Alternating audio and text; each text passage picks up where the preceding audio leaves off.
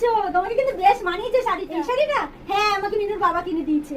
হ্যাঁ গো। এই ছেলের বিয়ে তো মায়ের দেখতে নেই, তো ছেলের মা কেন এসেছে গো বিয়েতে?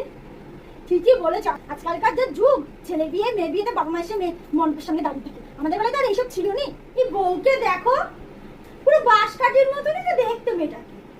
এই পল্টুর জন্য আমার পিস্তু কোনো সম্বন্ধ দেখছিলাম। আরে হ্যাঁ গো, যে আমাদের বাড়িতে আসে কি মিষ্টি না দেখতে বলো, ওর সাথে কিন্তু ভারী ভালো মানাতো। কিন্তু কি জানি এদের কি মন হলো, বিয়েটা ভেঙেই দিল।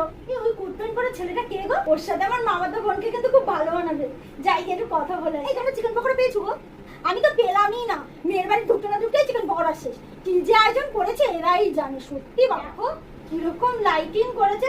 এর দিয়ে ভালো লাইটিং আমার বিয়ে। ও বিট্টুর মা, মাছটা খেও না, ভীষণ আসতেনি গন্ধ বাবা, আমি তো খেতেই পারলাম না। না গো না, আমাকে একটু কোল্ড ড্রিঙ্কস এনে দে না। গলাটা ভীষণ জ্বালা জ্বালা করছে, কি যে রান্না করেছে বাবা। অসুবিধা দিয়ে